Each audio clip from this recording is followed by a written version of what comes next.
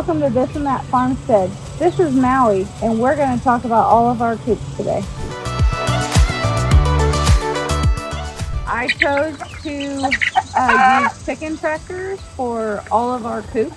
Number one, it saves me on cleaning time for each coop that I have, and it's also really good for our grass to keep our pastures nice and healthy. So this right here is a Susquehanna style tractor, and you put wheels on the back and pull it forward when you're ready to move it. Then my other coops that I have, they're called hoop coops, and I just pull them with my tractor and just move them around our pasture just to fresh grass. We also offer pasture raised chicken, and our pasture raised chicken of choice is a Cornish cross. They're ready in about 8 to 9 weeks, depending on how large you want them to be. These guys right here, they are almost 4 weeks old, and they should be ready to process here in about another 4 to 5 weeks.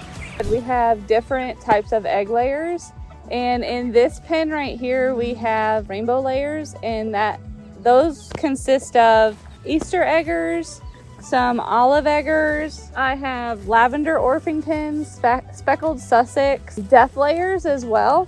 And these I'm calling my rainbow layers. So next year when we offer hatching eggs, we will have a variety of different colors of eggs to offer to people to hatch. And for customers that buy eggs to eat, it's always fun to open up your carton and see what different colored eggs that you might get. So these right here are our Aloha, and they are a fairly new breed that was developed to look like the Swedish flower hen, and they can lay eggs light brown, pink, and even green depending on the line, and they're working on a blue egg layer as well. These guys originated in Arizona, and I am working on being one of the breeders in Texas for these Alohas, and they will have hatching eggs available next spring as well as being part of our layer flock. This is our egg layer coop, mainly for what we sell at farmers markets. So right now what we have in this coop is black sex-link, and these guys are just a very generic chicken, kind of like all the red chickens that you see. These are just the black version of those chickens. So here is a hoop coop that we built for our egg layers so we can move it around our pasture. I like these because to me they hold a lot more chickens and it's a bit more roomy for them. So I'm going to go inside and I'm going to collect some eggs.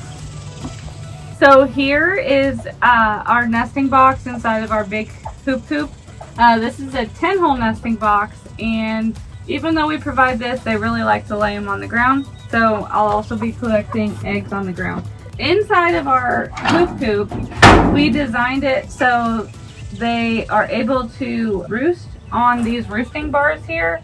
And in case of bad weather, we can still close them in and they will have plenty of room up in the front off of the ground, like where they basically pooped overnight over their roosting bars.